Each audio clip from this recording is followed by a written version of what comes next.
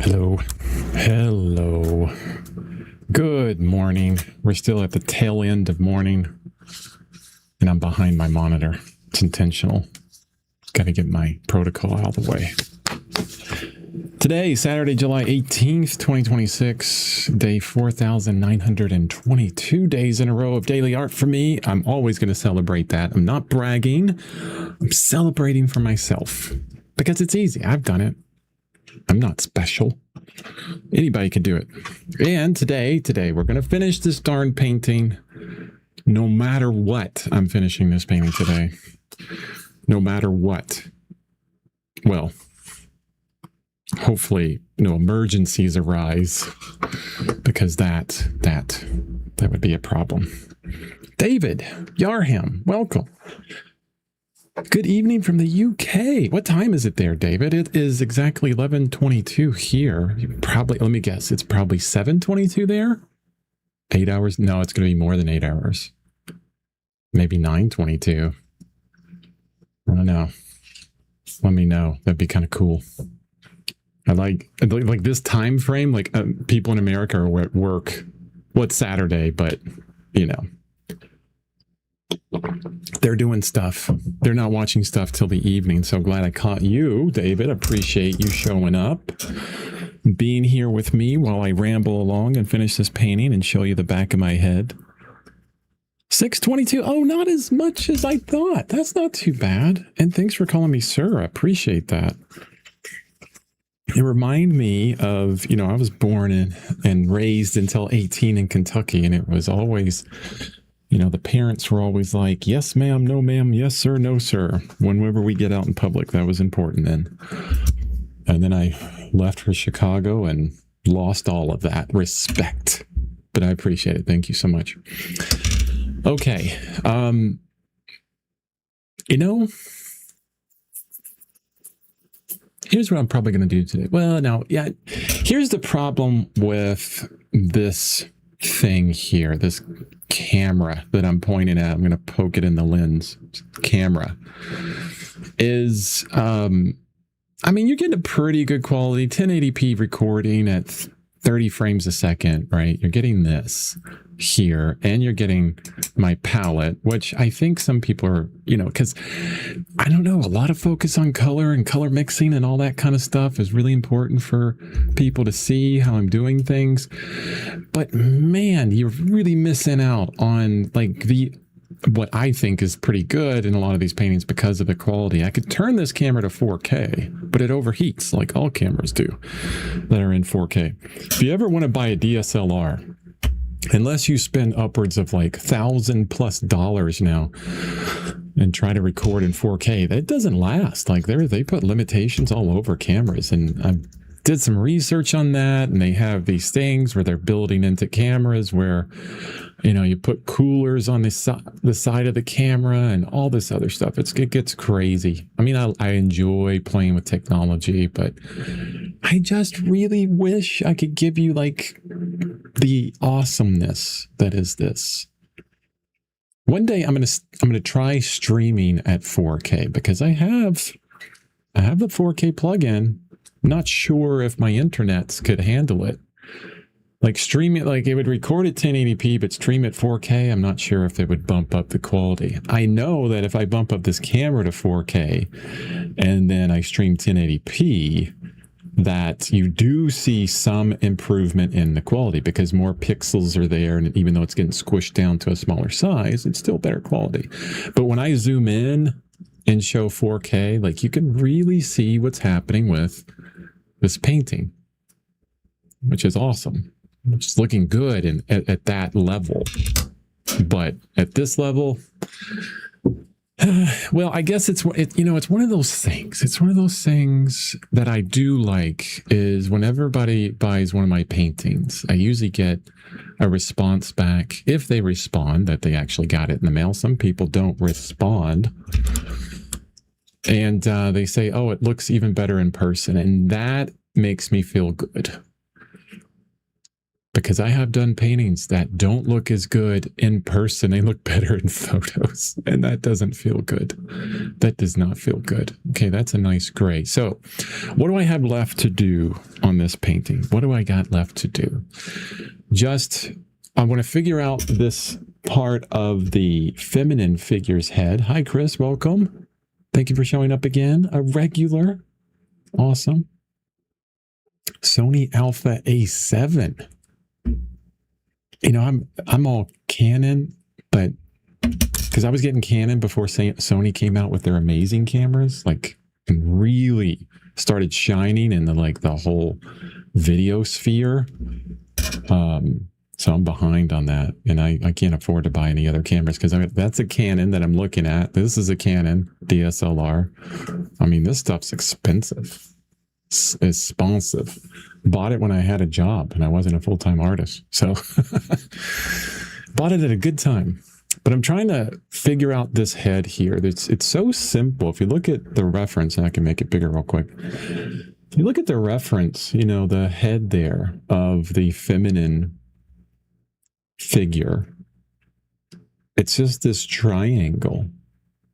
But then you look at my representation of it so far, and it feels kind of fakey, kind of mannequin-like here, non-structural, and you know, I don't know, it's just not working yet. So simple, even on the reference. I mean, like, I need to communicate that simplicity, right, in a better way. It's an amazing camera. I went from Canon EOS to Sony. I keep hearing that, like how good Sony is compared to so many others. And it has a lot to do with the lenses too. Like I think this is a stock lens as well. I mean, I'd like to buy a nice lens. I want to get like the 70 to 120 lens, but that thing is $2,400 for a lens. I mean, it doesn't, when you spend that much on a lens, I don't think the camera body really matters as much. It's like the lens is doing all the work, which is, I think, the way it should be, as long as you can transfer that lens to other cameras. It'd be nice if they were interchangeable. One lens could go to Sony and and Canon and all that kind of stuff, but I think they do that intentionally. Okay, so figuring out this shape of this head and then figuring out the simplicity of this guy here, because we have lips. There are lips there. I don't like painting lips. Lips are hard to paint. Noses and eyes are hard to paint too, but how to do that simply so it doesn't take up too much interest up there. I want that. There's a big part of the painting, but not as big as this. And then, so I would say this is primary focal point, secondary focal point, tertiary focal point. Like the eye should go up this way, then back down and then around, like hopefully trying to direct the attention. And I did the thing today that I've wanted to try and avoid. I'm glad you guys are here, but I did the thing where I'm like, simply painting today, just painting. And I don't know, like I could use some input on this, guys, because I'm feeling a little bit kind of lazy on that.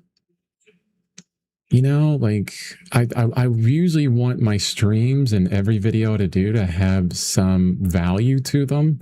Like, oh, I can watch this, like you being the, you know, the person watching could say, oh, I'll watch this and I'll learn something. I'll learn something specific. So the whole just painting thing, I don't want to do it too often, but let me know what you guys think about it. David says, definitely the lens makes a huge difference. Sigma make quality lenses for Canons, but they're just as much as a Canon lens. Yeah, Sigma. Hey, Omar, welcome. Omar, got to set up that calendar thing. Send me an email if you need help on that. Right? Travel Seekers paying for a one-on-one mentorship for Omar, which is fantastic. Super awesome person doing that for Omar. So, but I want to get you in this month in July. So look at the calendar. Let me, that booking page that I sent you. Let me know if any of those times on my booking page work for you. I want to talk to you in person. I know it's scary. But it's okay. It's okay. We're all people. We're all humans. It's not a big deal. We all sit on the toilet and have to do that thing. So if anybody you meet, celebrities or whatever, not like I'm a celebrity, just imagine them having to go to the bathroom and you're like, oh, they're just like me. It's all good. All good. So set that up if you get a chance, please, Omar. I want to talk to you. And I'm not going to say anything else about it.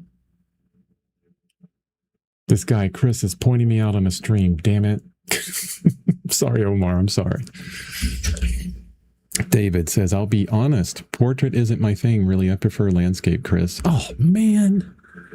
Darn landscape painters in my street. No, that's awesome. Dude, I did a bunch of landscapes. Landscapes are difficult. They are so hard. There's like a whole other thing you got to deal with landscapes. I was just talking about trees and how fantastic trees are the other day as this perfect representation for simplicity. They're so complex that they really ask the person, every artist that comes into trees, and they're like, I want to paint this landscape. And then they go, I'm not, like instantly, every artist says, I'm not going to paint every one of those darn leaves. There's no way. So right away, beginning artists painting a tree is like, how do I do this simply and make it look good? And that concern, that's like late stage, awesome artist painting thing. So like you jump right into like difficulty, like finding your voice as an artist in a very simple way. Trees force you to do that instantly. No, I love landscapes too.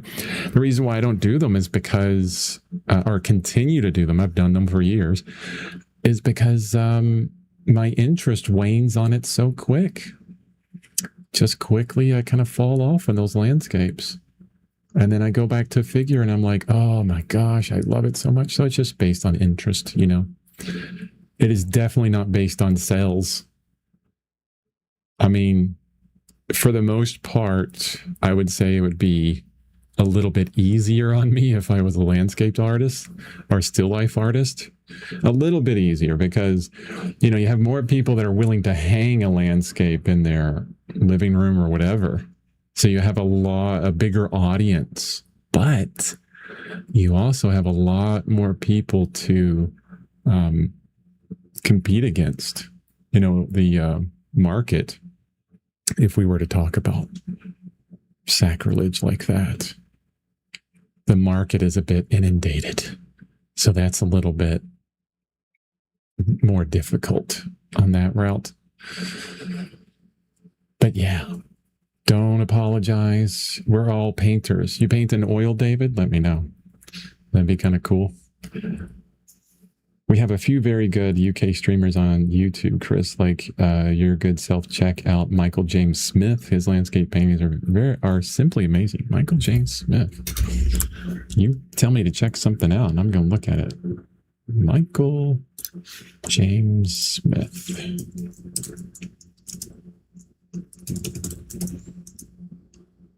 That's kind of like, how can we just put like all basic names into one name?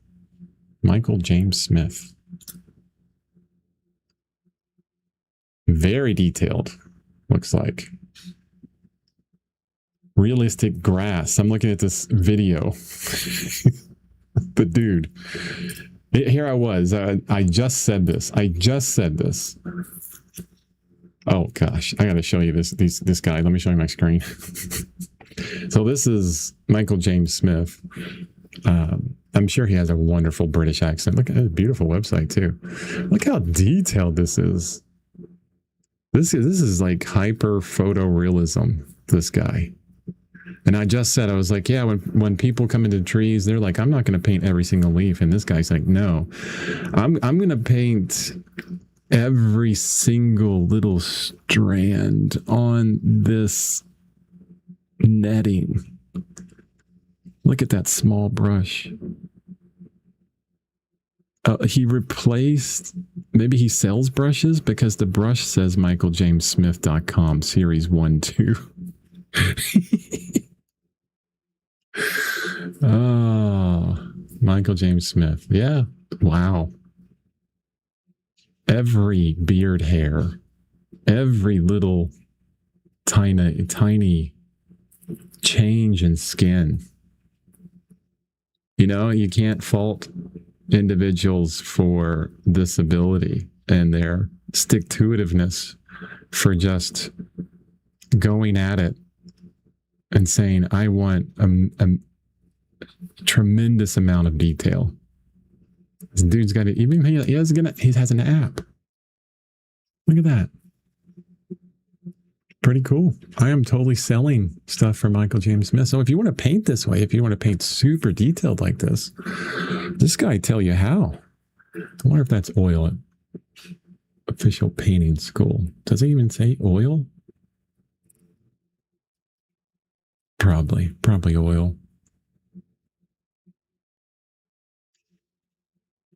Cool stuff. Yeah. Very nice. Very nice. I have to say right away, though, you will not find the detail like Michael James Smith does. He sells his own paints, boards, and brushes. All right, that guy's like, he's in the upper echelon of like artists making monies. And it's like you go to some brush manufacturer sites and it's like, yeah, you can buy the Richard Schmidt brush set or this person's brush set. You know, they put their names on them. That's pretty cool. It's one of those things where sometimes, and I've gotten this many times from other artists, they'll say, it's hard to look at that. It's hard to look at other artists that are doing really well, you know. Hook Morning Vietnam. Good Morning Vietnam. Okay. Robin Williams, another person online, welcome. He used blocking acrylics, their oils over it. Oh, he blocks in with acrylics. I love that process. You can quickly block in, it's dry, then go in with oils right away. Pretty nice. That's a fun process to use. But it's hard to look at some of these artists that are like so far along, right? You know, this guy, like, he's got a major career selling an app and brushes and paints. And I mean, heck, everybody makes paints, it seems like nowadays. Like, I just reviewed like a couple paint brands. Hey, Travel Seeker, welcome. Happy Saturday. Yes, it is. I just reviewed a couple brand of paints and I started looking into everything that's out there, and it's overwhelming. It is literally overwhelming. And what paint brand should I buy? There's about 200 different brands out there if you think about the entirety of the world, right? Misspelled my good morning. That's okay. I knew it. Morning. That's how the country folks say it. Hey, I was born in Kentucky. I know what's up. Yeah, sometimes it's hard to look at artists that are doing really well and to not feel like you're way behind. This is something we feel a lot. So looking at Michael James Smith, I feel way behind, like, oof. But, I'm where I'm at. This guy's where he's at. Different life. Good job for him. I'm going to celebrate Michael James Smith and his ability, his marketing prowess.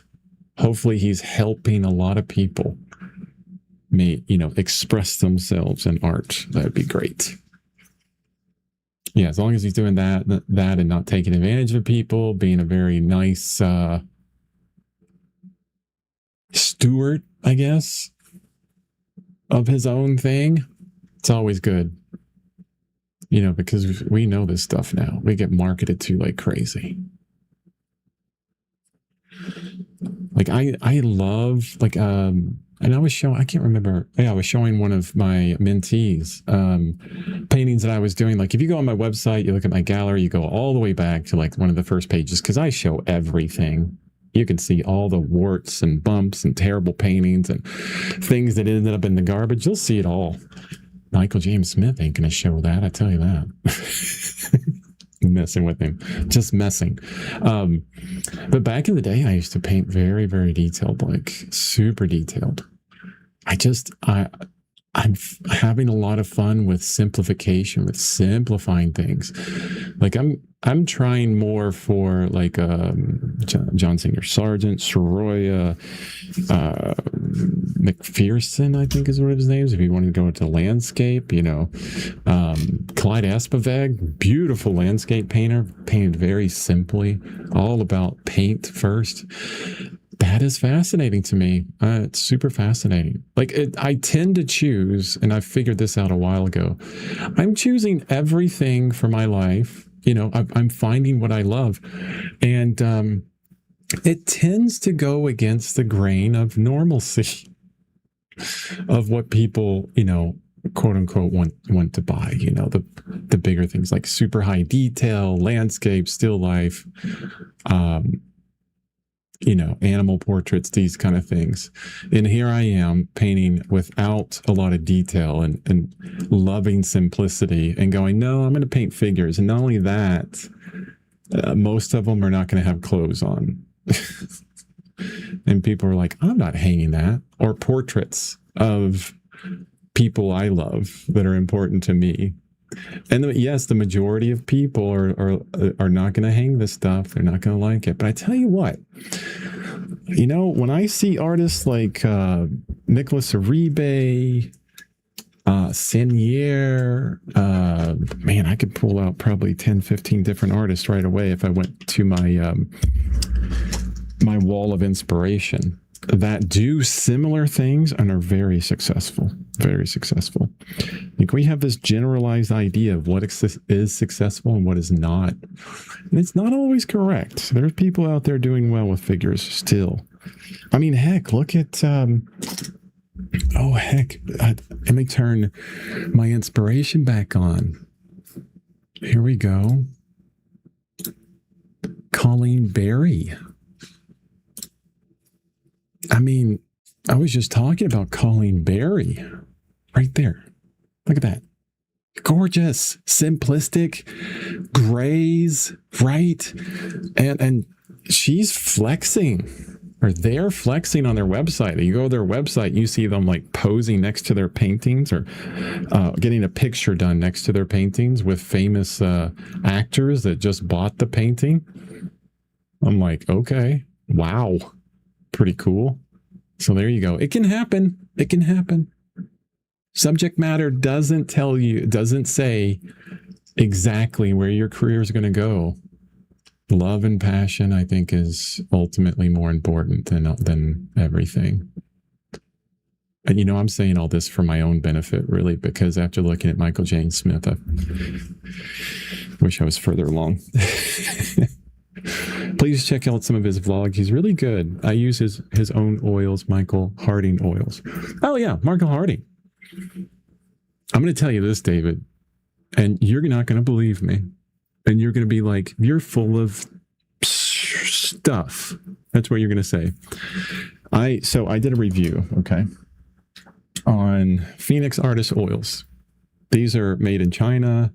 They're a student brand of oils, right? And I went to a friend's house, a really good friend's house, and she has Michael Harding's and Williamsburg and Old Holland. Super expensive.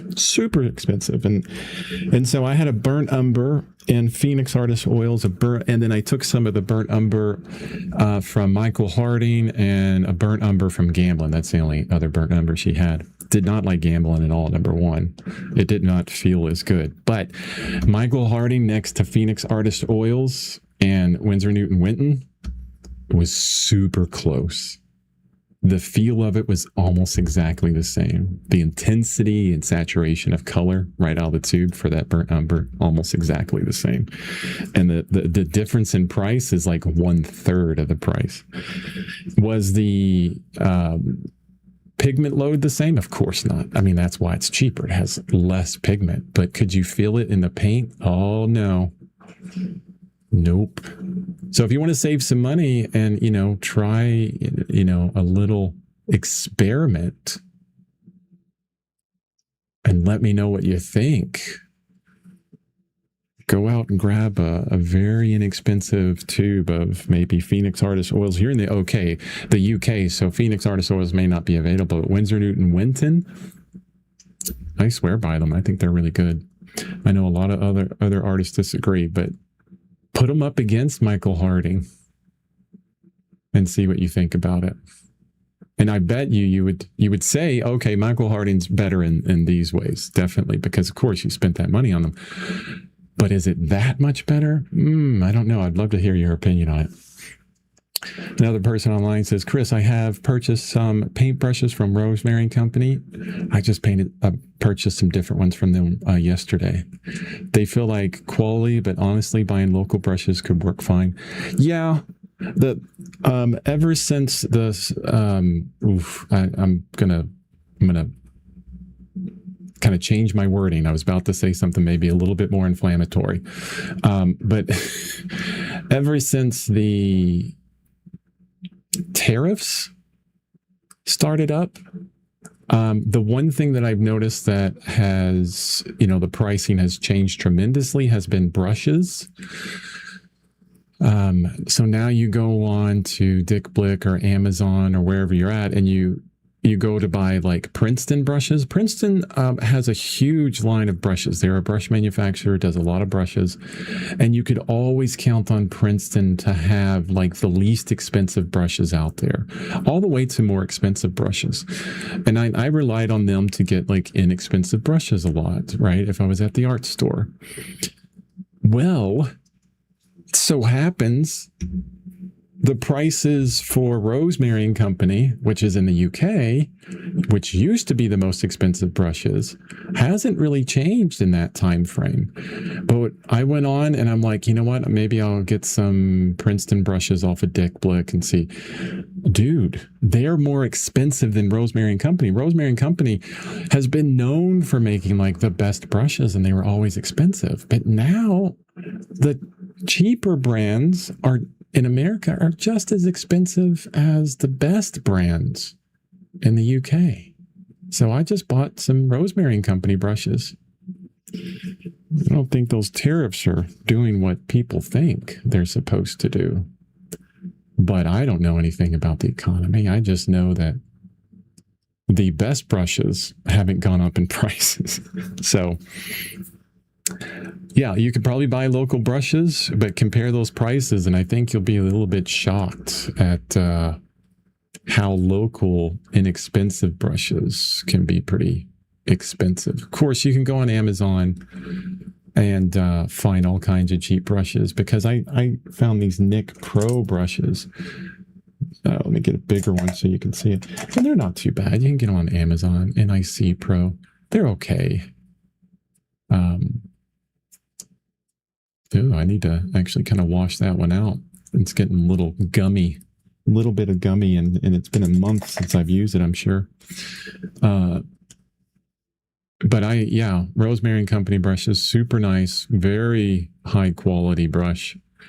And I have these ones here. This is the long flat ivory, curved, like kind of curved on the end. I have some long filbert. I don't use these. I thought they would feel a little bit different, have a little bit more of a snap to them, and they don't. So I don't use them as much. I even tried buying locally these Aspen brushes from Princeton. Not too bad. They're okay. And it's just subtle, very subtle differences between these brushes, honestly. It's not like this big thing that you'll feel. I could be the most insensitive painter ever because, man, I do talk to some people and they're like, oh no, I could never use that brush and that paint. Feels so different. David says, my apologies, Chris. I've got to leave. Hopefully I'll join you again. Oh, and your portrait is amazing. Big up you, sir. Oh, thank you, David. Appreciate you. Yeah, lots of pound notes. Very expensive. Bye, Chris. Be lucky. Stay safe. Thank you. A gift. Thank you, another person. 250 jewels. Honestly, I don't know what to do with the jewels. I look at these and I'm like, what are the jewels? Okay. Oh, sorry. I was just pressing buttons, Chris. Well, this is good. That's good. I'll have to figure out what to do with jewels. Oh, you sent a red card. What does that mean? Oh, that's like something from football. Like, hopefully you didn't give me a red card and then all of a sudden, like, I get flagged and they, like, YouTube bans me. I'll just blame you. It's all your fault. God, I'd be put in timeout for what, 2 minutes or something? No, that's hockey. When you get a red card, I don't know. You get put in timeout if you get a red card, or you get ejected from the game. I'm sorry, everybody from the UK and everywhere else that loves football, but I don't know anything about sports ball. All right, lips. I need to focus on these lips for a second. Simple shapes. And not enough paint in my brush allowed those bristles to split. And it created a shape I didn't like. The paint in your brush is what shapes your brush. Got to get it right. It's those particular shapes where you can actually make what you want to make. It's something that I think a lot of us don't think about, or we haven't thought about. Maybe everybody thinks about it, and I'm just discovering it. Okay, let's just do something simple for these lips right now. Just a simple division between the top and the bottom lip. Look how dark that is. Yeah, that value is way too dark. No. Let's lighten it up with some whites and yellow ochre so that I don't kill the saturation too much. And that happened anyway, so bring some red back in it. Yeah. So definitely don't want that to get too dark up there. Travel Seeker say, it's like Turkel brushes. I just don't get what is so amazing about them. I meant Turkel. I don't know those brushes. Turkel.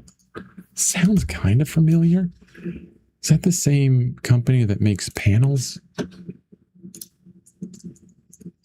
T-R-E-K-E-L-L brushes. Yeah, Turkel Art Supplies. They used to do panels, and I bought some panels from them forever ago.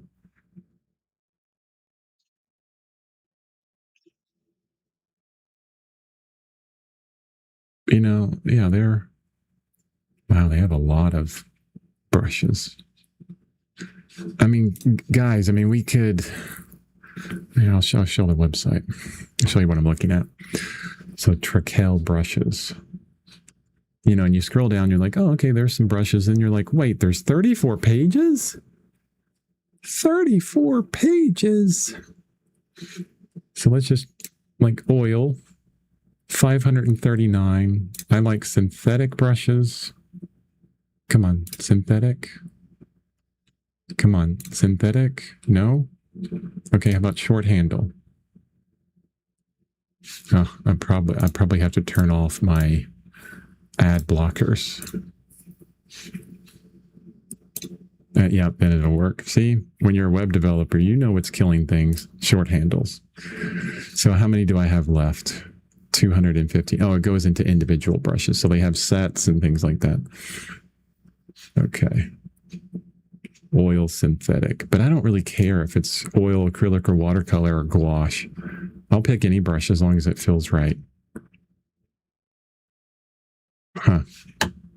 But synthetic is important to me. I don't want to be painting with some animal's hair. We don't need to do that anymore. Synthetic brushes are fantastic. I don't need to feel bad because like some mongoose is on the end of my stick. Poor mongoose. Shivering because it's so cold. Okay. Yeah, pretty expensive. I mean, looking at these very small brushes and then getting up into larger sizes, how expensive they are. Like, holy cow. Free shipping on orders over $109.99. Wow, you have to really spend a lot to get some free shipping there. That's interesting. Tried a bunch of them alongside Rosemary last year. My favorite are some cheap artist loft brushes from Michaels still. I know, dude. These are from Artsmith. They're from Joann's Fabric that closed down, which is the same as Michaels. And I bet you Michaels, which is still open, has something similar to this. I love them. I'm like, they just feel good to me. I mean, it's so specific.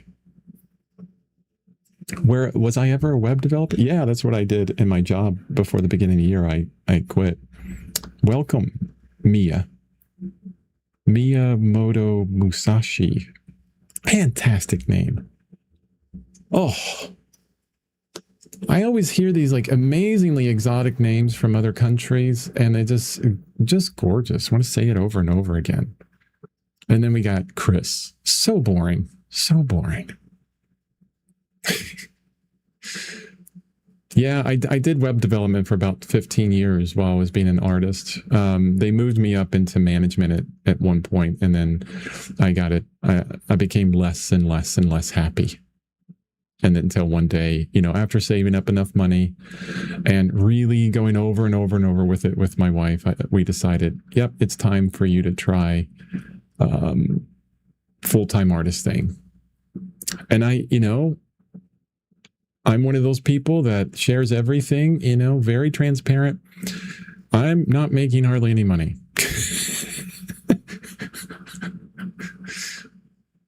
Not starving because, we prepared for it, right?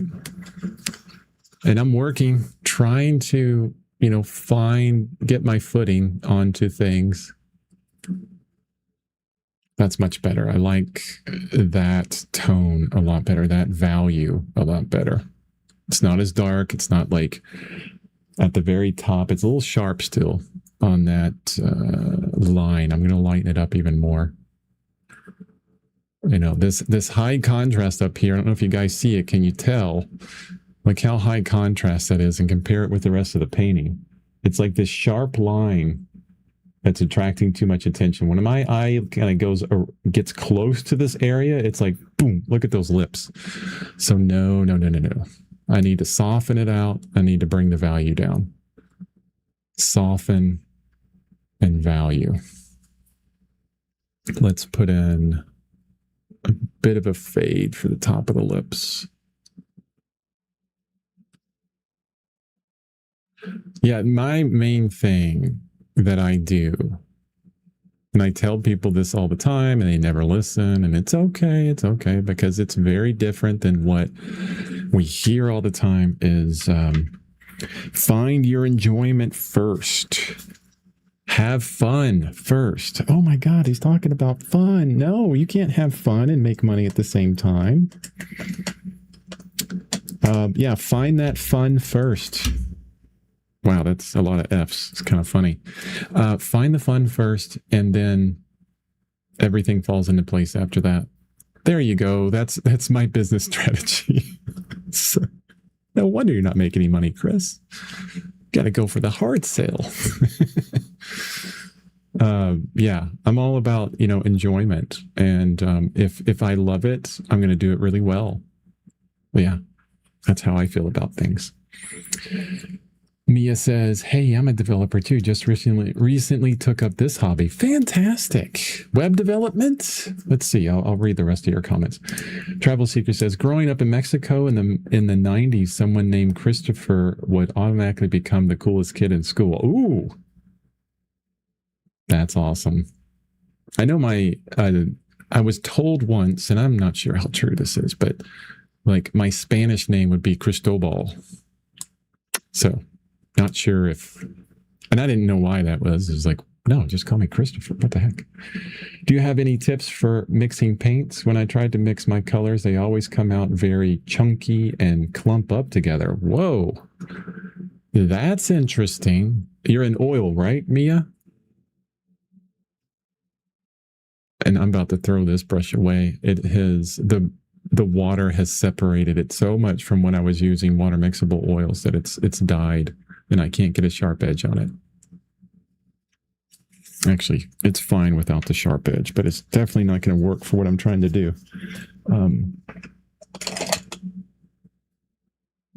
Find the brush. Find the perfect brush.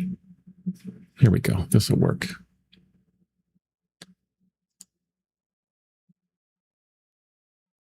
Yeah, I'm not sure why your paints would clump like that. I have some guessing that I can do to maybe come up with clumping reasons, but I want to see what kind of paint you're using first. Oil and like what brand. And of course, out of the hundreds of brands that are out there, you'll probably say something that I have no idea about because there's so many different brands all over the world. But I need to know that first before I can help you on mixing. Because usually the question goes this way. I make the colors are too muddy, right? We use that muddy word. And I talked about that in a previous stream. I have no problem repeating myself. I like repeating these things because I get better at the language involved in it. And I think people begin to understand things a little bit differently. You say it a different way. So we'll definitely repeat. Yeah, oil painting, I'm using Holbein artist colors to be specific. Oh, okay.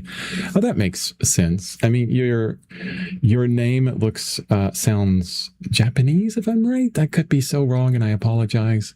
But I know that Holbein is made in Japan. I think it's Japan. I know I see the symbols on the side of it, but yeah, Holbein's good paint. I haven't painted with their traditional oils. I have painted with their water mixable oils. And I do know that they do have a little bit of chunkiness to them, but not that bad. I mean, they're smooth for the most part. I think Gamblin is more chunky than any other paint out there, and very stiff. But what usually happens, like if we're using, like this is a bright, okay? Let me show you something a little bit. I'll show you a comparison, okay? So the brush on the right, let's put it over gray. The brush on the right is a flat brush. You see how long it is, those bristles are? And the brush on the left is a bright. It's got short bristles, okay? I tried linseed oil, but could never get the buttery texture you're getting. Yeah, that's more the paint. But paint brand itself is doing its thing, and adding any kind of medium to it is going to bring in a lot of transparency. You're really changing up like the pigment to binder. But the reason why I was showing those two brushes is because a lot of times, and I buy inexpensive paint that has a particular texture to it. So I'll show you this real quick. So I'm going to use the longer brush here. I'm going to make kind of what color do I need? What am I working on? Getting sidetracked, but this is cool. Yeah, more like a reddish color. So I'm going to get a big chunk of white. It's not a huge chunk of white, and then some red, and that's super intense. It's okay. It'll be good for this example that I want to give you. And as I'm mixing this up, and I'm not trying to mix it to where the paint is perfectly mixed, like house paint.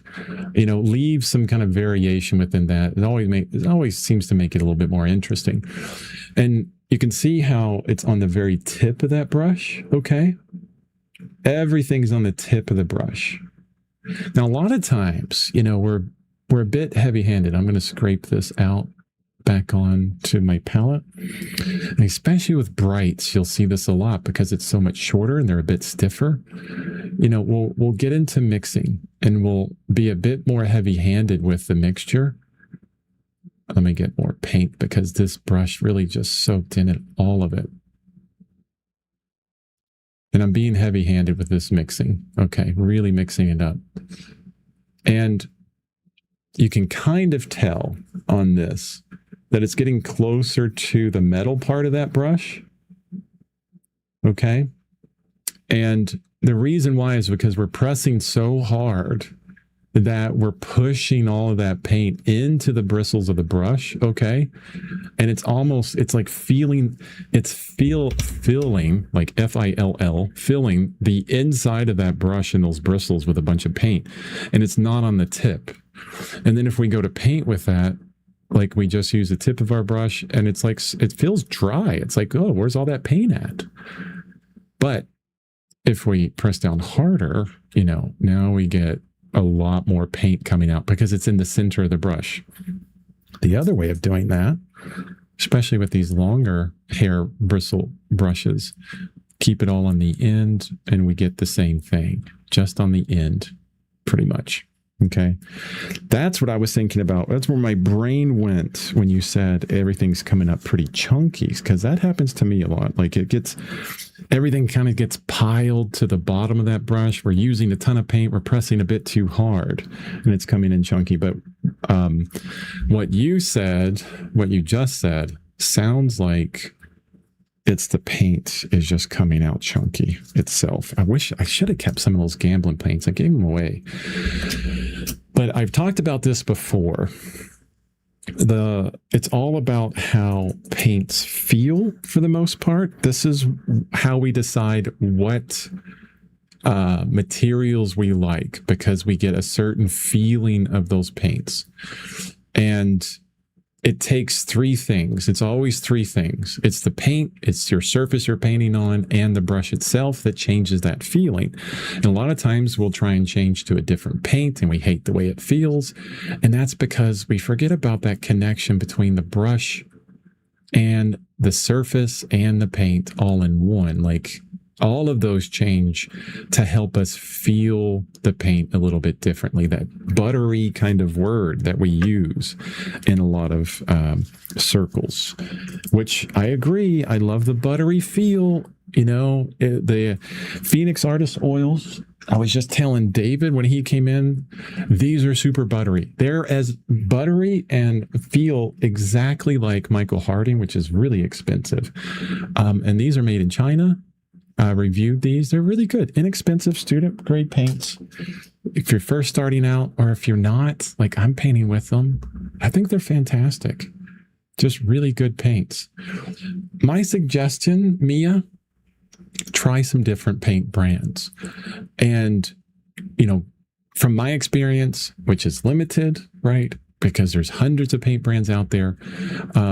Gamblin is like super thick. Like if we had a spectrum, right, of viscosity, and we had low viscosity here, which is like very fluid. This is fluid, and very high viscosity here, which is very thick. Gamblin is all the way over here. And then I would put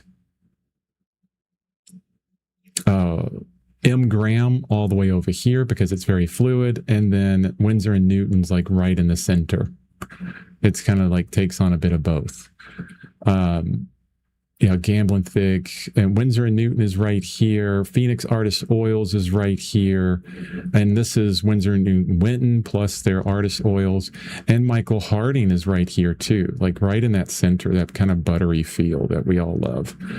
So yeah, I would try, and you don't have to buy like a whole set. Okay. Don't go out and like say, oh, Chris said, try these paints. And I know because Chris said it, they're going to be amazing. No. It's all based on subjectivity of feeling. Okay.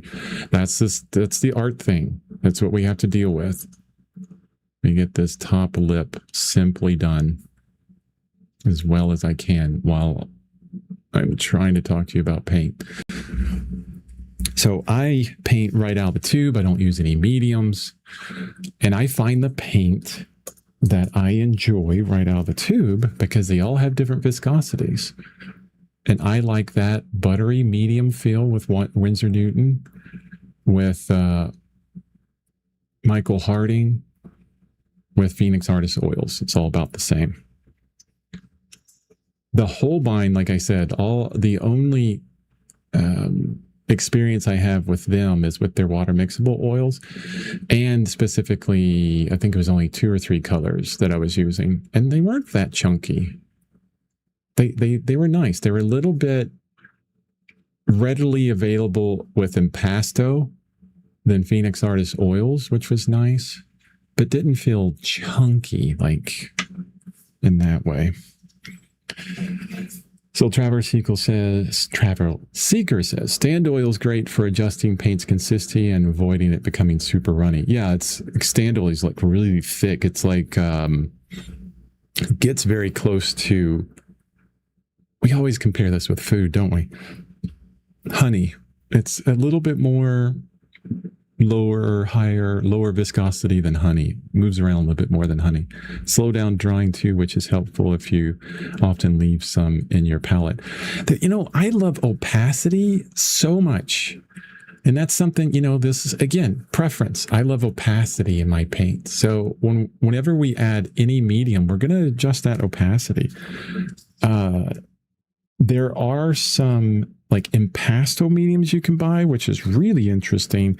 I got one for water mixable oil, and those worked really cool because it made it thicker. Because there was a lot of wax in it, I think it was more wax than anything else, made the paint thicker, and it made it more opaque. But it did kind of change the color a bit as well. So you can get some opaque mediums that change the opacity, keep things really thick. Like my go-to medium, if I want to use some for certain situations, is the non-solvent gel medium by Gamblin. Number 1, because it's non-solvent. Number 2, it's gel because it'll sit on my vertical palette. But I barely use that anymore. I found paint that has the viscosity that I love, and I just use it right out of the tube. But if I was doing super detailed painting, I would probably go into some more mediums. I would definitely dive into more mediums because I would want to do like some glazes, like getting to maybe some glazing, multiple layers of paints. Which really helps with that kind of detail.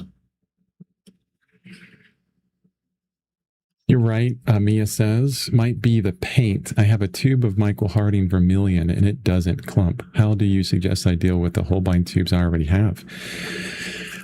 Throw them in the garbage. No, I'm kidding. Don't do that. They're fantastic. Understand like how they work. Right? Like their working properties and how you feel about them can always be a positive thing. You may find that like we have to get out of this idea of I paint in a very specific way, and that I cannot break out of that in any way. We don't think that in generally. Like we usually don't think about it at all. And we go, oh, this is just the way that I paint. This is my quote unquote style. And I don't paint differently. Okay. But let me just throw this out to you. And you say if it resonates or not. I love this idea of looking at these materials and understanding how they work, right? Like we got chunky paint. Let's say you keep the Holbeins and you have Michael Harding or Phoenix Artist Oils and maybe 3 or 4 different types of paint. And you know how each one works and its opacity, its texture that it brings up, and all of its intricacies and how you feel about them, which is important. How you feel about them is important, right? So now you're working on a new subject. Let's say it's a landscape. And you're painting like the bark of a tree. And you're like, you know what? I need more texture in this tree. This bark of this tree would be really interesting if I could bump up the texture on this tree even further than what I have it at right now. That would be pretty cool. Well, let's crack open a few of those tubes of Holbein and use its properties to do that for me. Right? So now we're thinking about narrative within your piece that you're actually creating, and you're thinking about like the specific positives on the properties of that paint and how you can use it to further what you're trying to speak about.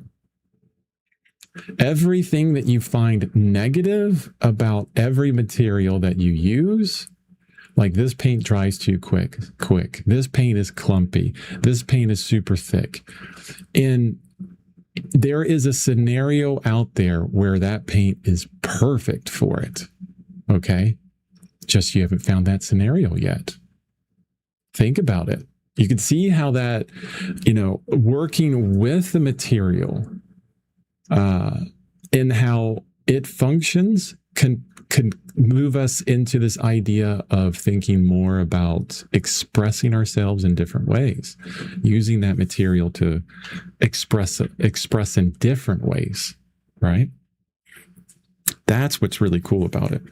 And if you think about that, like, for example, let's say that, you pick up some paint and your brush is like super dry, okay? And you have a certain type of canvas you're working on, and you drag the brush over and it does this like stuttering thing. And during this painting, you're like, ugh, gross. I don't like that. I want these big fluid strokes. Like, that's what I want. Don't forget about the stuttering thing, because that could be perfect for another painting you're doing, right? This kind of idea. Oh, look, if it's really dry and I kind of, have a splayed out brush, or I do it intentionally, like I tamp it against something. Oh, look, I can see like the stuttering plus each and every hair of this brush, and it makes a bunch of lines. That would be perfect for getting a little bit kind of an idea of texture on wood. Anything you see negative has a positive intent, has a positive use for it. That's why I always tell people, I'm like, materials don't matter. What you think about them and how they help you move through your sensibilities of painting. That's what matters. The materials themselves can be anything. You could tear a chunk off the side of a piece of a box and have this kind of like scraper thing with that and use that as your brush. You don't need Rosemary and Company. But what kind of paintings would that make? How would you have to pick up the paint with that? If you're using a box top or the lid of, some plastic bottle or something, some creative ways of thinking, different ways of thinking. It's kind of fun to kind of run into that. Yeah, so keep them, use them for what they are, and find a use for them, because there's positive uses out there, okay? Travel Seeker says, I don't like the ones with wax, but love natural pigments in pastel medium. They use calcite, I think. Oh, like Chelsea's natural pigments, I think they call them. Yeah, I always hear really good things about them. Chris, is this a commission? No, I don't really do commissions. People always ask me for commissions, like, hey, can you paint this or that or that other? And my response is always so lackluster that they're like, oh yeah, I'll email you. And then they never email me. They kind of feel that energy is transferred, and they're like, oh, okay, yeah, he's not really into it. Definitely not. I'm a very stubborn artist. Now, if you came to me and you said, hey, I got this really weird self-portrait of myself, or in this strange light or something like that, would you paint this? Like, send me an image. And then like, if I'm excited about the image, heck yeah. Almost do it for free. Well, not for free, but you know what I'm saying, like just for the price of the painting. But if I'm interested in it, like I'm all for it. But just 90% of the time, every person's brain is not working on the same wavelength mine is, which it shouldn't, it's totally fine. And so the commissions just kind of don't happen. And I have artist friends that make a lot of money doing commissions. And if money was my central kind of idea for the reason why I do this, then I would probably do commissions and kind of bite the bullet and do that. But no, I do not. I do not.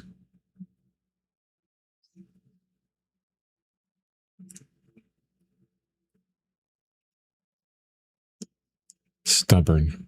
I'm stubborn. Very stubborn. Chris was going to say, you're full of stuff. Stuff. Yeah. Travel Seeker, I think the stand oil might be worth a try. I have a bunch of gambling tubes I don't want to throw away, and that's how I adjust viscosity. Yeah.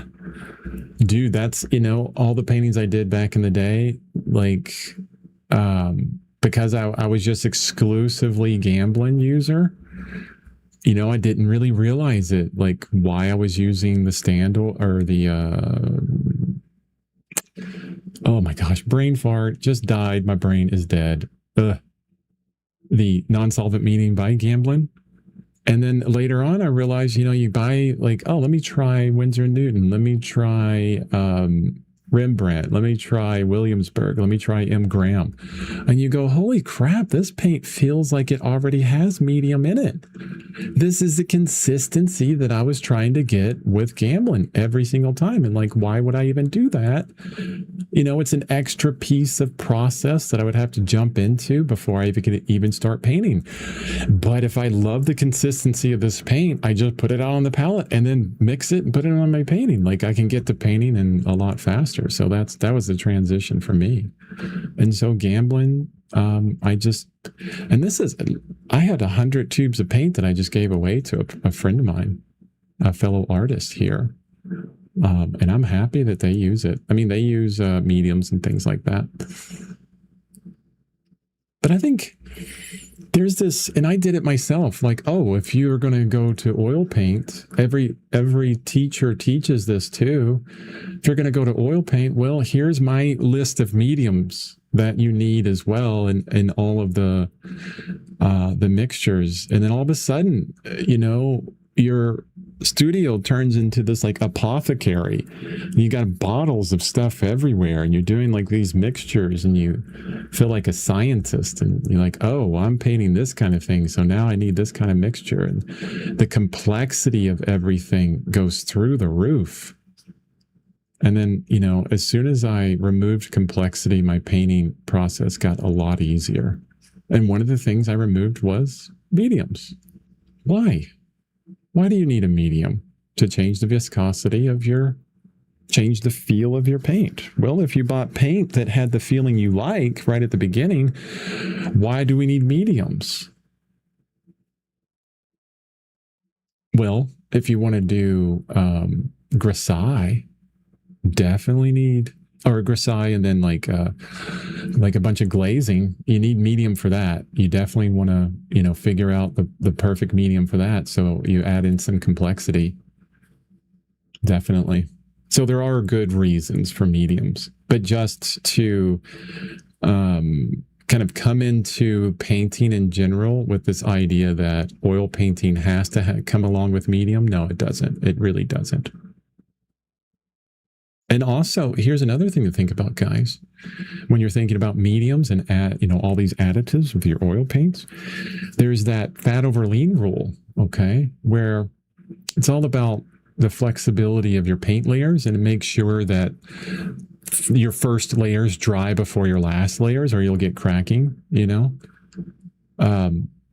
If you're not adjusting the viscosity throughout, that pretty much nullifies everything related to fat over lean.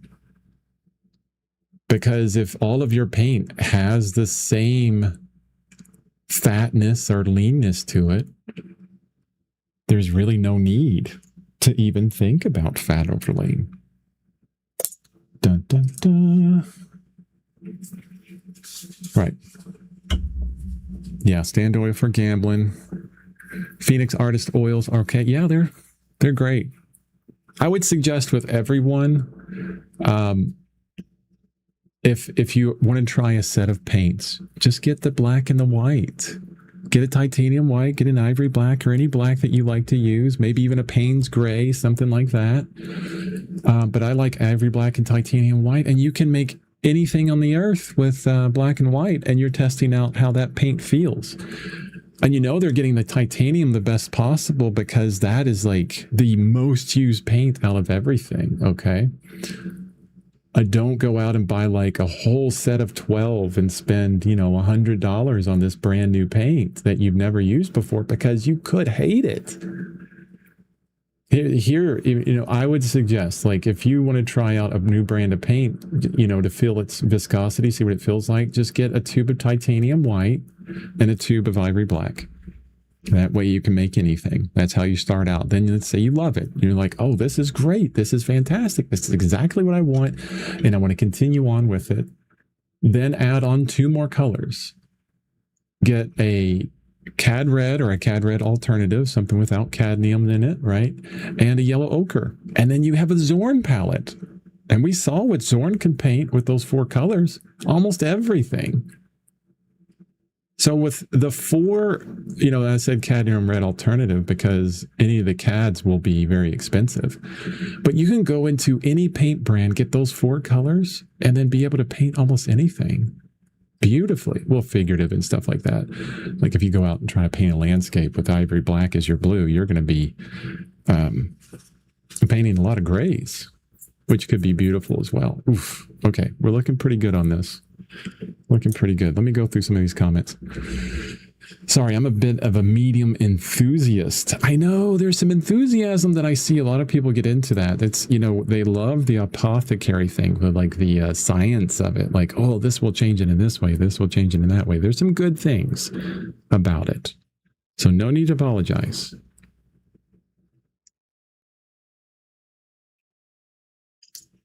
Rublev Natural Pigments. They're based in California. Oh, see, I might try them.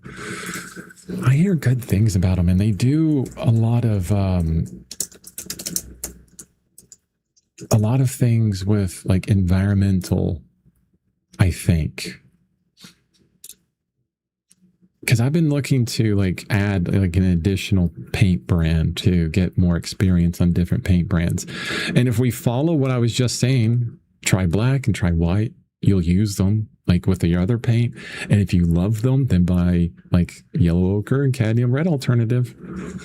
The other reason why I love these 2 brands, and I'm going to show you this, because Phoenix Artist Oils, student grade, Winsor Newton Winton. This is lemon yellow hue, and it's opaque. That's really hard to come by. A cadmium or a lemon that has good working properties, it's opaque, hard to come by. You go into the pro brands and you're going to get nothing but cadmium lemon. You have to paint with the heavy metals, right? This is a hue, manufactured.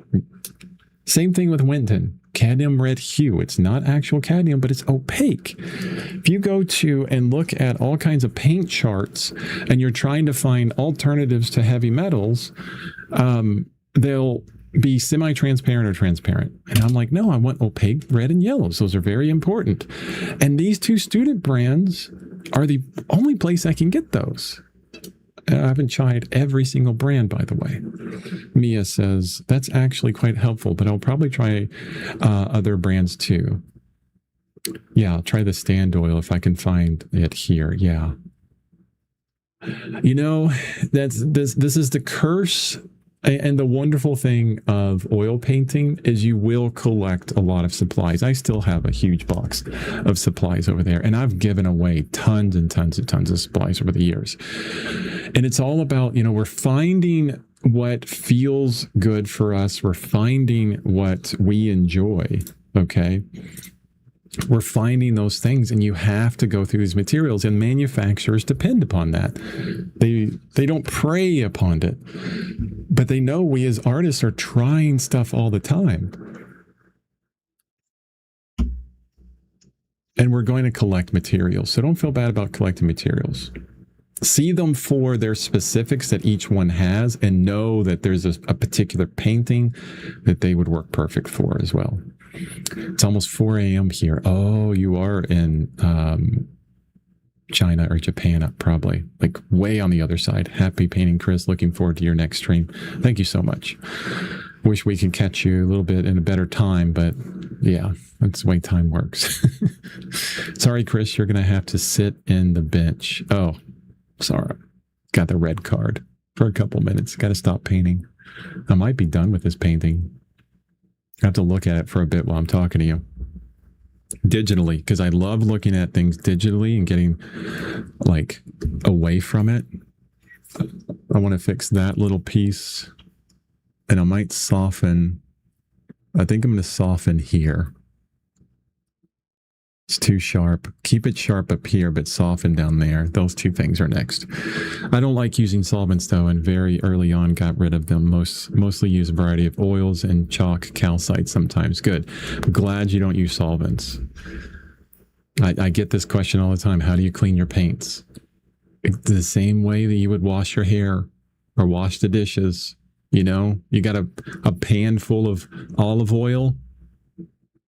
You're going to put solvent in that pan? No, you're going to use soap and water. Same thing.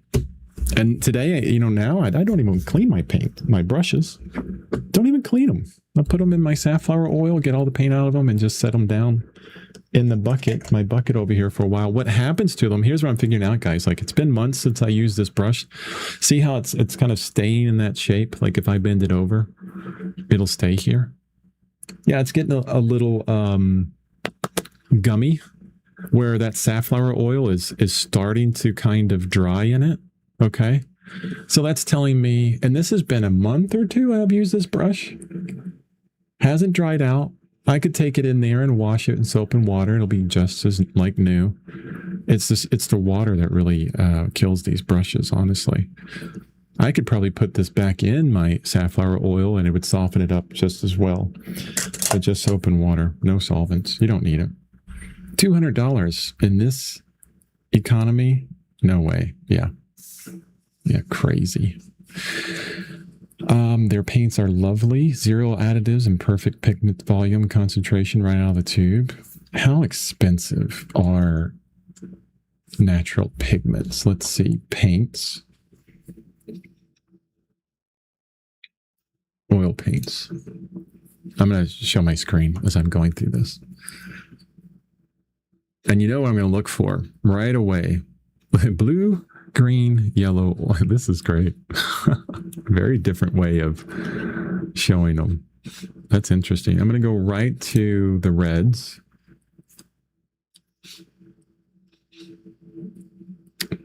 Puzzoli red, Sartorius red, Ercolano red, French red, Indian red, Venetian red, alizarin crimson, cinnabar. Whoa.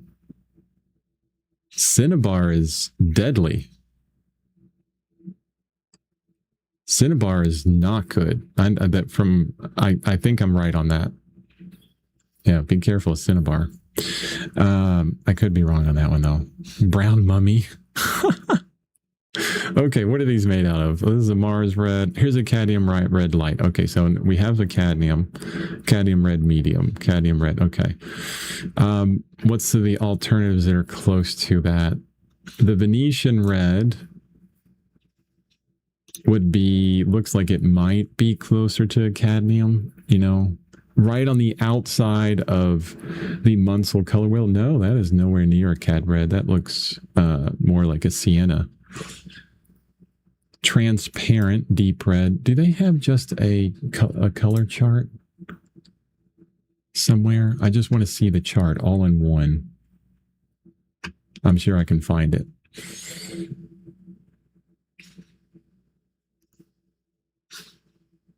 Okay, do a search. Natural pigments, oil paint color chart. Hook me up, Google. There we go, right away. Why is this important? Why do I like looking at the color charts? Because let's look at this one. I want to see what yellows they have in a quick way, and I want to see transparency within them. See, we're going to look at this cadmium here. Cadmium yellow light, you can see it's opaque. It's got that filled in red, like black dot. And then if I look at things right around it that are not cadmium, like this chrome yellow primrose, semi-transparent, right? I want an opaque yellow. Can I get it without cadmiums? Opaque yellow without cadmiums. Now, Naples yellow would be pretty close, but that one's transparent. Chrome yellow light, semi-transparent. Chrome ochre, semi-transparent. Lead tin yellow, never using that in my life. It's got lead in it. That's the worst possible of heavy metals. Yeah, there's no opaque yellow without cadmiums. So disappointing. Let's see reds. Minium is semi-transparent. Oh, red lead. Oh, no thank you. Molybdate orange looks pretty bright, and it's opaque. I would have to see the actual colors, pigments that are used as well.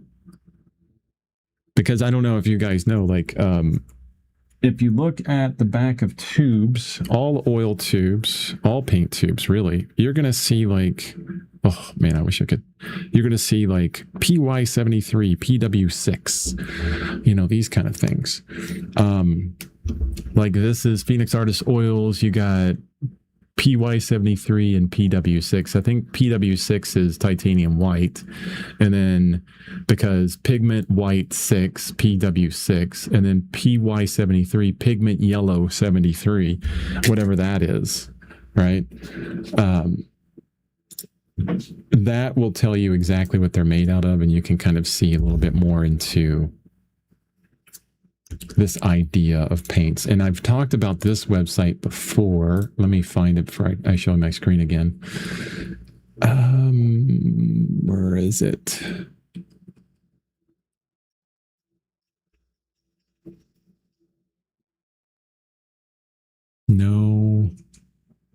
No, Artist Pigments. Okay, so artistpigments.org. Let me show this screen. This is a fantastic site, okay, for learning all about pigments in every single type of paint and brand. Like, it's a huge database of information. Let's pick like a yellow here, okay. Oh, I have to sign in order to see everything. Hold on, let me sign in. I know I'm like all over the place today, okay? And it's fine, it's fine. This painting is just about done. And I just feel enjoyment with discussing things and talking all the time. So if I go to reds, let's pick out, let's say oil. And I could probably search by brands. So brands. Look at all these brands. Holbein, Old Holland Classic Oil Colors, Winsor & Newton, Winton. Here we go, Winsor & Newton, Wilton. Let's filter that. Scarlet Lake, Cadmium Red Deep Hue. Oh, they don't have just the cadmium red hue because that's, okay, this is fine. It's probably pretty close, pretty similar. And then we can see that the cadmium red deep hue, which is opaque, shows that it's opaque here, right? It's light fastness, and then it also shows that it's P036 and PR170. So naphthol red, which is great. I use a naphthol red in M-gram, which is opaque and nice. And then P036, which is a benzimidazolone orange. Yeah.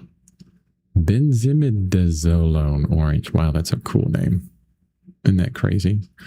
And then what I love about it is this Munsell scale over here. Hopefully you guys are seeing this and where it exists on the Munsell scale compared to other things. And you can see it's in the R5 area and the intensity of it.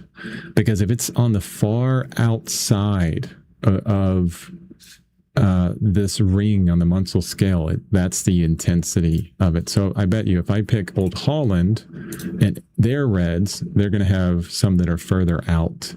Cadmium red, scarlet, Schminigan red is really intense. Like its intensity is way out there, and we get closer and closer to black in the center, which is different reds, and you can see how that follows on this kind of red Munsell area. Beautiful, like understanding of paint. If you go through like the whole Munsell system of understanding paint, you get a deeper understanding for what paint is. Like you'll look at something like umber, right? A burnt umber, and you'll start to think of it like an orange, which it is. It's just an orange. Very dark orange, very neutralized orange.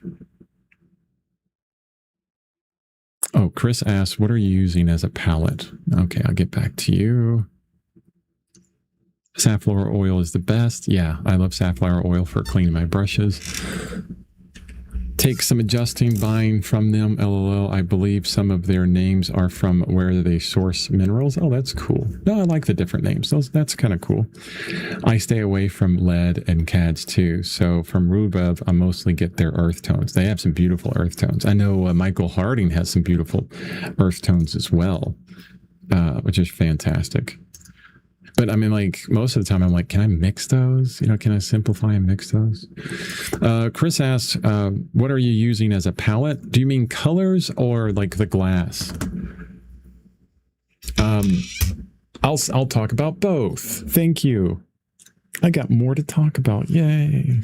Have you guys ever noticed that I like to talk about art stuff? You start talking about sports, I'm going to be very quiet. Yeah.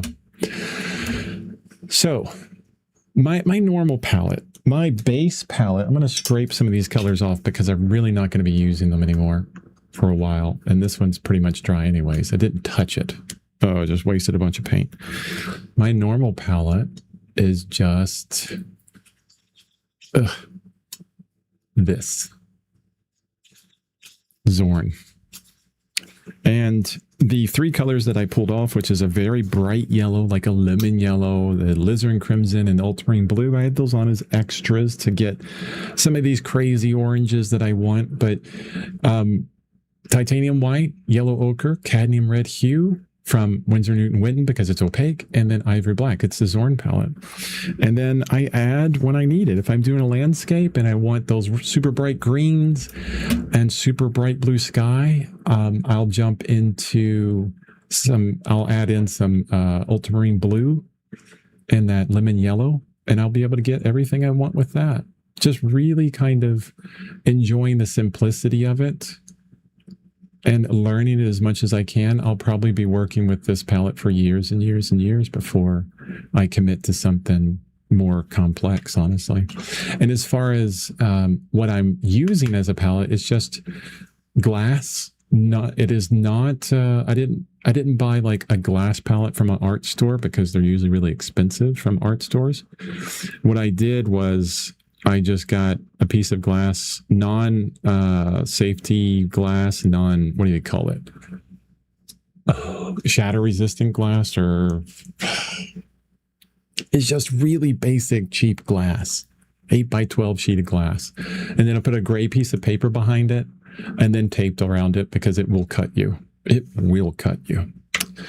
And that's what I'm painting on. I love glass because I can, you know, like I did with my razor here, I can go in here and just shake everything and scrape that down to the glass perfectly. Eventually, it will get scratched up. And then you go out and you buy another $2 piece of glass and put it down and you're good. But it takes years for it to get all scratchy. So, you know me, I'm all about the cheap stuff, like super inexpensive. Just hey, can I be resilient with you know, a stick with some hair on the end of it and maybe some rocks and on, you know, a plank of wood. And I'm good. Can I make beautiful art with that? But let me know if I answered your question. See, this is right here. You know, I didn't do it well there. It got a little bit too thick. So I'm trying to soften this edge. This is all dry paint down here. So I was telling you about using the brush in a certain way where it gets all scratchy like that. That's what I'm doing here. I'm just dragging a very dry brush over the light and the dark of this area. Actually, I want to do it in a different angle, maybe cross.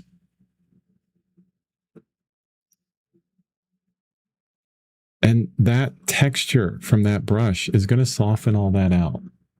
Just going to soften it a little bit. Could be better. I could do that better. I think I want to get closer to like a bluish color. So we're going to dip into my ivory black. Gray is much more blue than that.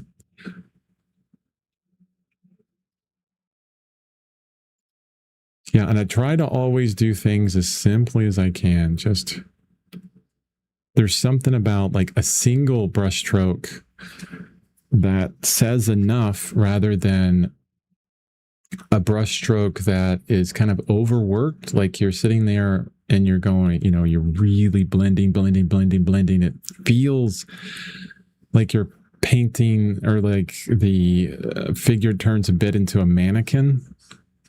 It gets this kind of unreal quality to it, which I don't like. And a lot of times when I just do like a very quick brush stroke where you can see it as paint first, it feels more natural and authentic that way. And that's just, you know, that's the way it feels to me. I like that I introduced this gray here. I think it looks better, a lot better. Soften that out just a little bit. And sometimes I use my finger as well. That helps like soften things just quickly, not a lot.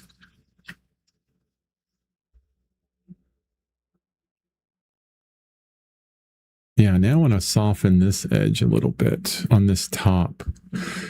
Whenever an edge goes, like I know this is a cylinder, right? Arms are cylinders. At the end, when we get close to the wrist, it's going to turn into more of a squarish shape.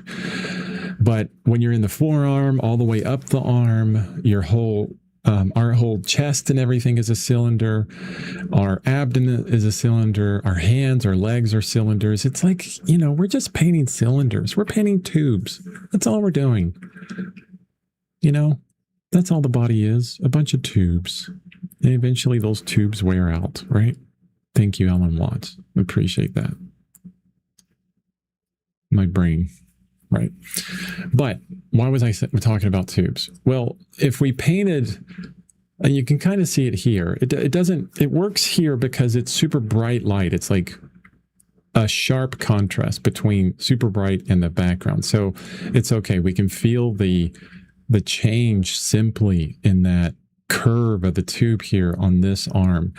But for here, because this, the edge of that paint just ends abruptly and sharply, it doesn't feel like it turns.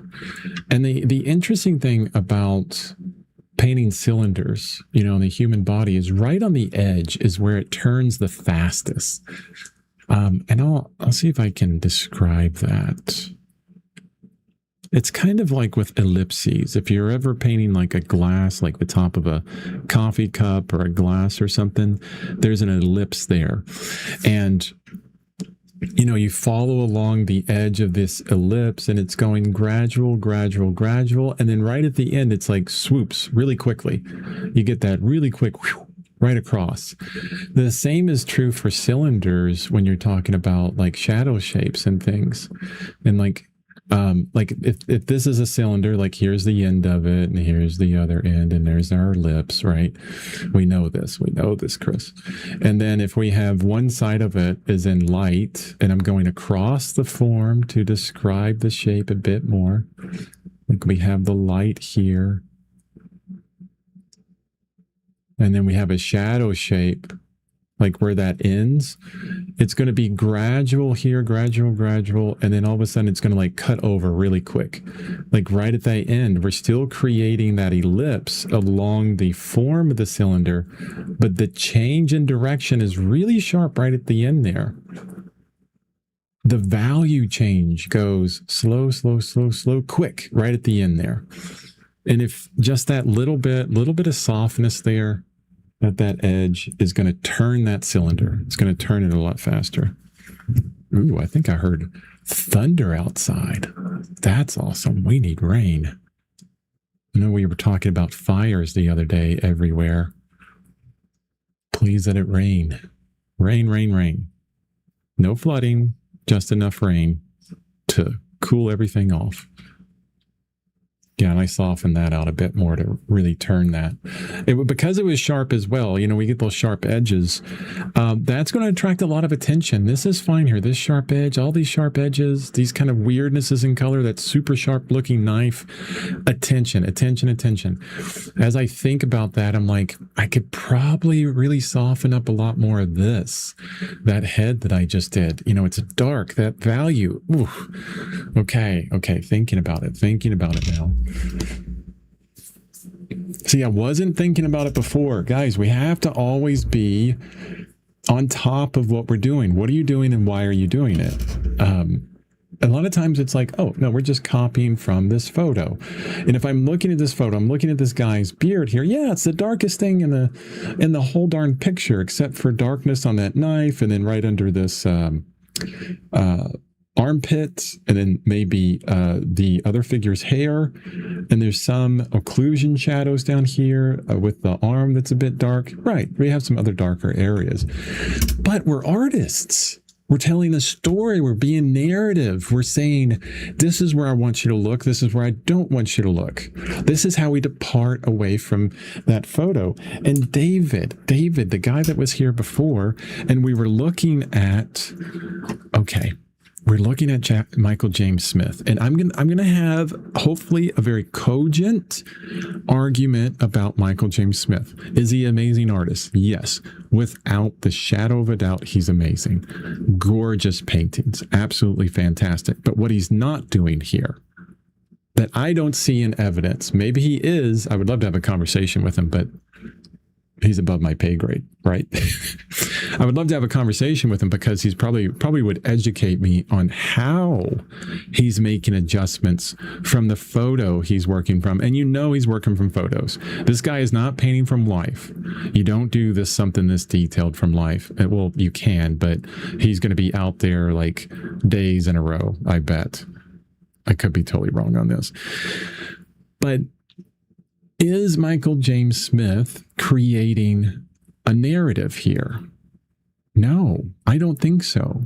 Michael James Smith is making a beautifully painted painting, gorgeously painted, but it is what it is. It is the subject matter, gorgeously painted, and that's all it is.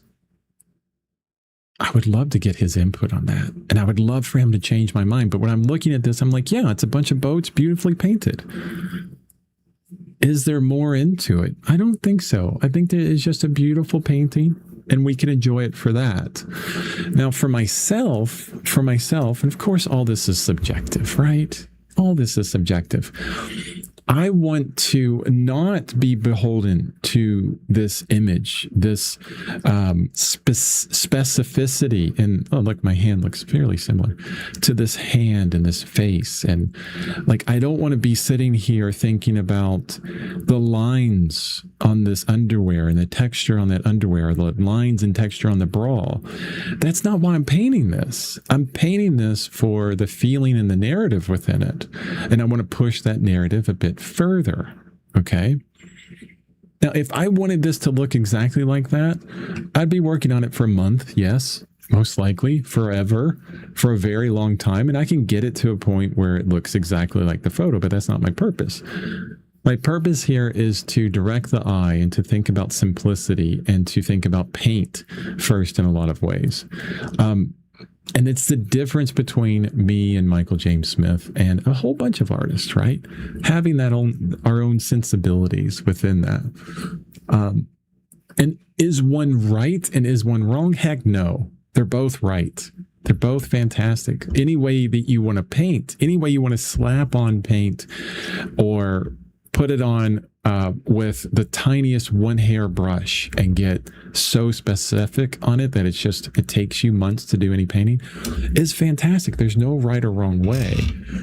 I think, and in my opinion here, I keep kind of rolling this statement back, right? To be very careful with my words, which I need to just kind of put my foot down on some things, right? And just say, this is the way I feel about it. But no, I feel less narrative in Michael James Smith's work than I do in a lot of other artists that I admire. Because that, I think, is the nature of a lot of photorealistic work, that it is what it is.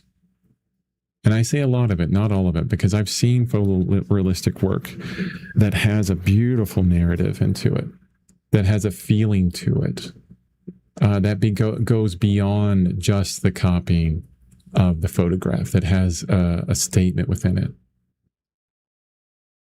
And a lot of times it's based on the subject matter. One of my mentees has some beautifully satirical, Doobie the cat that's on here all the time, beautifully satirical paintings, right? Love those, painted really deep in a very detailed way. Other mentee that I just saw the other day, super detailed paintings, but some uses of background and the subtlety and shading and placement of subject matter, where it feels more quiet, more kind of ethereal, thought-provoking in a lot of ways. And that's hard to do. That's really hard to do. I bet you if I looked at more Michael James Smith, I'd probably change my mind on that. But we'll see. We'll see. I'll probably save Michael James Smith in one of my inspiration folders.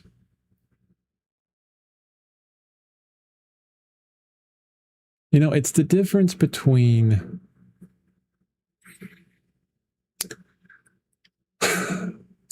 I don't even think I need to explain it further. It's one of those things where, hey, I like painting this way. It's more impressionistic. It's more simple. It's more about the love of paint and how that looks on the canvas than it is about describing something in its exactness. Yeah. It's about laziness. I'm just being lazy. That's all it is. And I know this. I know that I like these things because you can look at my folder of inspiration where I have all these different artists, and I go into so many artists that have these sensibilities where it's more about the impression or the idea of what they're looking at rather than the exact representation, like naturalistic representation of that subject matter.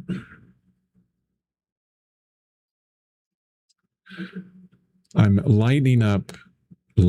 I am bringing up the value in this beard here for this figure,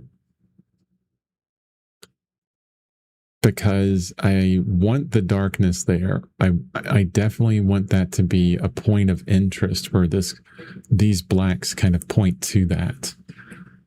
But I don't want it so prominent. It was a bit too prominent. So do they have a bit of gray in their beard? Yeah, it looks a little bit like it's a grayish beard. So, and I'm also trying to soften the edge between the chin and the neck. Soften edges, bring down the contrast. These two things are going to push the interest of that kind of further into the back of the mind of the person that's looking at this a little bit, making it a little bit less prominent, within people that look at it. So it's there, but it's not what grabs your eye right away. See, these kind of sensibilities, these things, what I just said there, like what I'm talking about, like pushing it back, and I'm changing from what I see. Like, I feel like Michael James Smith, and a lot of like very high detailed artists, they're doing tremendous detail. They're thinking, I want to reproduce what I'm seeing exactly, which is fantastic. I did that for years. How can I make this look exactly like what I'm looking at? Actually, a few portraits recently I did, because like Kristen's face was very difficult to paint, and it was important to me to kind of figure out how to get their likeness as close to as their face as possible. So I got really detailed on that portrait to get that likeness. I needed to. I had to move through that because I didn't understand their face well. So I needed to fall back to the detailed way of painting to gather the understanding that I needed. Yeah, it's one of those things where, we can say that we paint in a certain way, but we can always move around that. Not only for painting to painting, but we can also do it within the same painting. We say, oh, in this area, it needs to be tremendous detail, and then abstraction up there, or impressionistic approach in other ways. Oh, this painting is pretty small. Look at my hand. So, and it's bigger than the ones I was doing before. So this one here that I'm holding is 9x12. No, 6x9, sorry, 6x9. And then this is 8x12. So it's the same ratio, just brought up a little bit. And I'll have to make a panel for this one because there's not a frame, like a standard frame size that I can get a frame for that on. I wanted to look at, well, I think several of you know Nicholas Uribe, who I was a mentee when his mentorship that he offers is fantastic with him. So I had some wonderful conversations with him. Love his artwork, and probably copy too much from him, honestly. So if you know Nicholas Uribe, I'm going to show some from Nicholas. Yeah, let's just get into, because I want to bring this idea home of, our understanding of what we like and what we don't like. So this is Nicholas Uribe. You can see it's like, oh, Chris, this is exactly the person you're trying to paint like. Yes, you're right. I'll move through, a lot of referential ideas. Ugh, look at that gorgeousness. Just, leave all the drawing on top. It's amazing. I'll move through this, and then eventually I'll break away from it and find my own voice in this way. But just look at the simplicity in there and the gorgeousness in there. Just amazing work. So Nicholas Uribe is an example of kind of the art that I like. I like to talk about, where's this at? Well, Alice Neel. I love Alice Neel. There's a couple here I can't show, so got to be careful on that one. Look at Alice Neel. I love that. Do we look at Alice Neel for draftsmanship skills? Do we look to Alice Neel to tell us how to draw an accurate hand? Oh, heck no. But do we feel like, oh, this is just badly drawn? No, I don't feel that way. And when I look at this, I'm like, this person knows how to draw really well. And they choose this way of depicting figures. So Alice Neel. I really love Alex Kanefsky. Beautiful work by Alex Kanefsky. And I know that I'm going to get banned on Twitch now because, some of these paintings. Look at Alex Kanefsky's work. Just beautiful. Simple. It's paint, and then it's a figure, and then it's paint, then it's a figure. Like, these are the artists that I really look at and admire. Let's look at Anders Zorn, since we're in the A's up here. Where's Anders? Anders Zorn. I mean, with his Zorn palette, and I've showed you guys this before. 4 colors, guys, right here. Look at this. You know, and what I love about Anders Zorn and a lot of painters from this time is they were so good that like they trick you. You're like, look at all that detail and all the amazingness, the hands and the face and everything. Then you zoom in and you're like, oh, that's nothing but paint.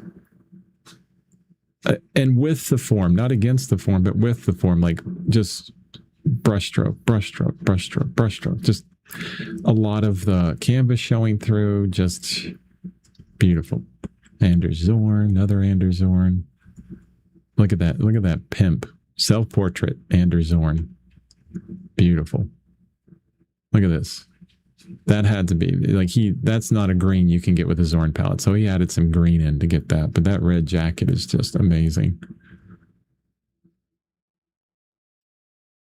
So good. So good. These are artists that I look up to that I really love. Egon Schiele, one of the best draftsmen ever.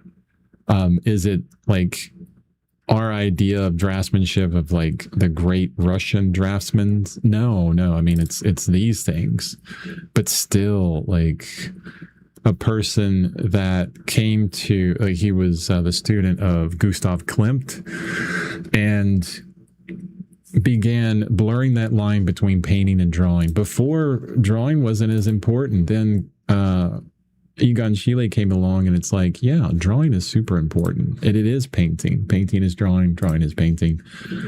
Beautiful works. And even things like this, like Jennifer Gennari, Gennari. Look at these kitty cats. They're so beautifully painted.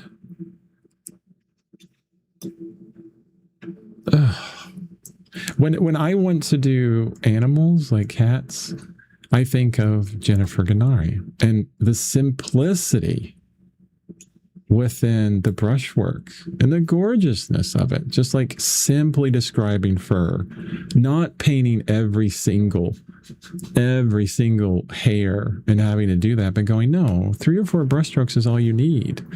And that simplicity is what fascinates me so much. You know, we look at I'm sorry, Michael James Smith, I'm sorry, I'm going to go back to you. We look at this portrait like in the background here of, you know, this beard, and it's every single hair, I mean, this kills me. I would die. I would no, I would quit painting. I would get like 10 or 15 hairs done, or maybe 100, and go, I'm done. Not doing this. No, I want to find what is the 1 to 5 brushstrokes of how I can simply describe this hair beautifully. I think that's what I'm into. That's what I enjoy. You know, Jennifer Gennari did it with, you know, this beautiful cat. I'm sure Michael James Smith could do it too. Maybe. Jeremy Lipking, another artist that will kind of, you know, you think super detail, and there is a lot of detail here, but there's a lot of simplicity as well. That ear is not described perfectly, but gorgeously simplified. Not such simplification as like Anders Zorn would do, but then, you know, when we move down away from our focal point, notice away from the focal point, look at this. Look at all this information that was lovingly, carefully done, and the eyes and the face and that hair. And then as we move down, less.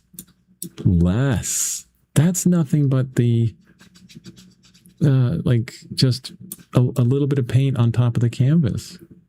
Do we care? No, we're all up here. We're all up there. Another artist that I talk about a lot of times, I was thinking about while I was looking at Jeremy Lipking, is Nick Alm. Where's my ends at? Nick Alm, another artist that does the same exact thing. I love the fun simplicity that he does with a lot of his artwork, but this is one that I always come back to all the time.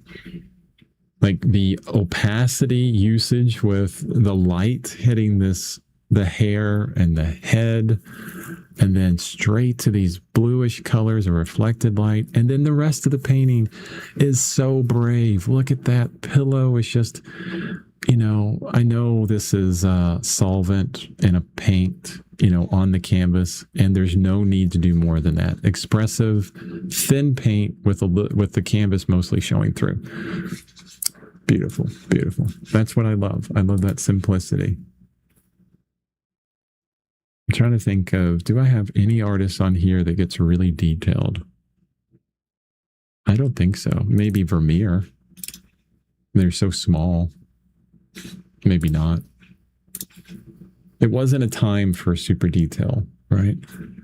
And there's so many famous paintings out here that we know. Like this is Ilya Repin. So a Repin painting. I forget like the death of somebody or the killing of somebody. I can't remember.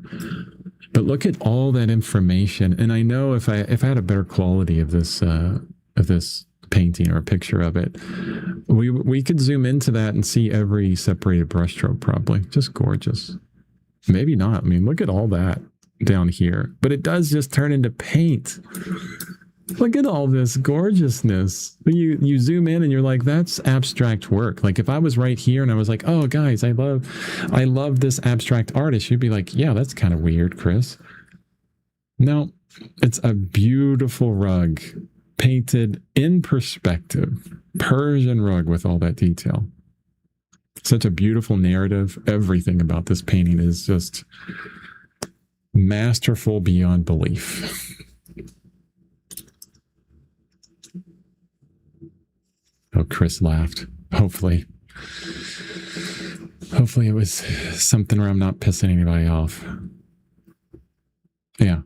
Gorgeous, gorgeous work. Okay.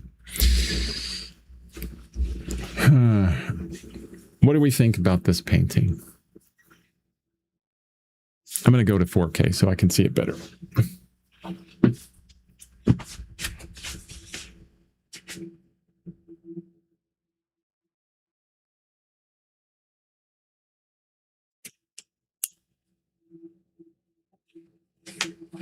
Come on, you can do it. You can load. Yay. Yeah, that's a bit better in quality. Not much, but it's better.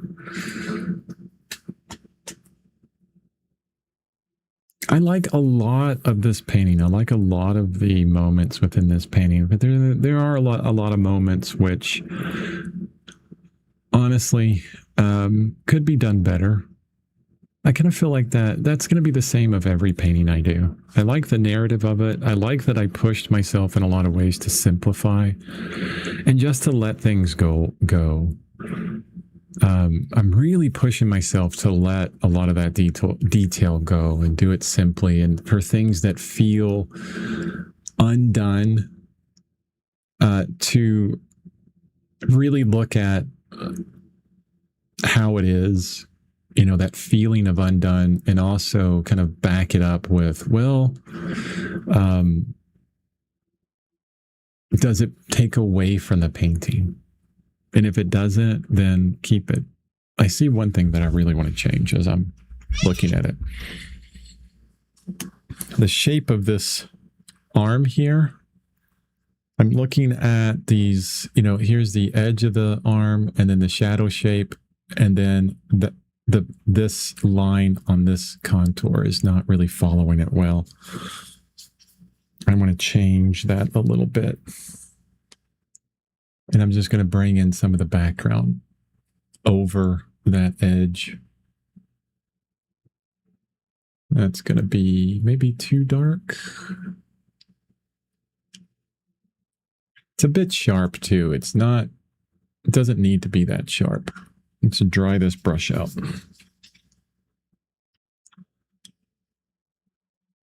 So first I want to move this bottom edge in. And I'm going to soften it a bit. I do like how some of that kind of orange is showing through.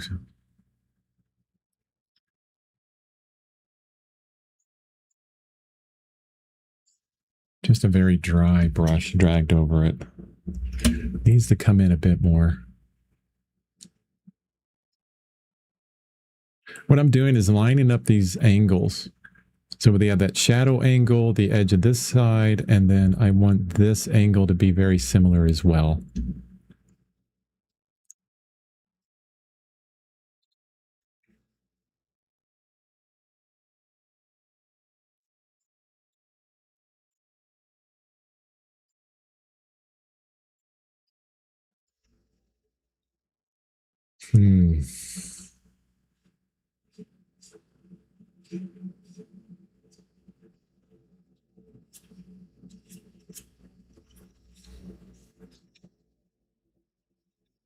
Yeah.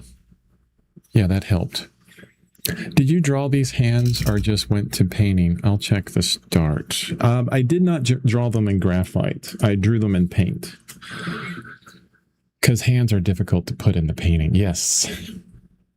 Yeah, I mean, Chris, you have to think about it this way. Like, it feels like I'm talking to myself, like in the mirror. Chris, darn it, you're good enough and you're worth it. But Chris, we got to think about these things in this way. We're always drawing. We're always mark making. And it's not always linear. It could be bigger shapes and smaller shapes, right, that we're drawing, but always drawing. Like, we have to connect drawing and painting all the time. Like, we can separate them in this idea of, okay, I need a linear kind of line here to tell me accurately where one thing ends and where the other thing begins. We can think of it that way, but we could also think, hey, this side of this shape needs to start here and end there, and that side of that shape needs to, be here and be there. Like, location and placement, lengths and widths and all that will be part of painting as well as drawing, definitely. I showed one of those pictures, one of those paintings by Nicholas Uribe, and I'll go back to it real quick, where he literally does, drawing and painting at the same time. Like, a lot of times, just a wonderful example. You could see that there's paint where he was working on this painting and decided to recover that drawing in a very linear fashion. So he'll get a rigger brush, which is a very long, thin brush, and then use some medium with it. So he gets these really awesome lines and just refine that drawing. And in a lot of his paintings, he'll take it further. Like, he'll refine that drawing and paint and then paint back over it again. I know I have some examples in here of him doing that. I'll have to find them. Maybe I have so much of his work.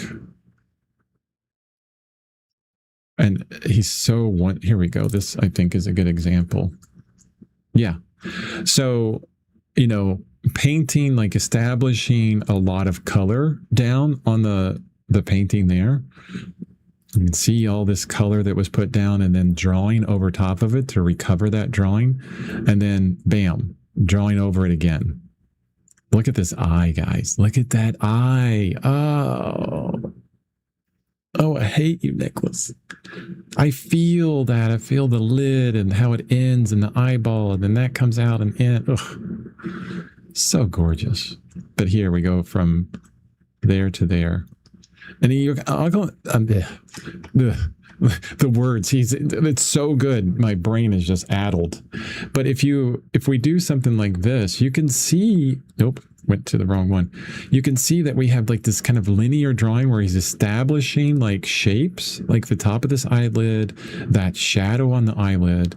And then when we look at the painting of that, those shapes are still there, but he painted those shapes in like a more blocky fashion. Like, this is one stroke of that shadow. Still drawing,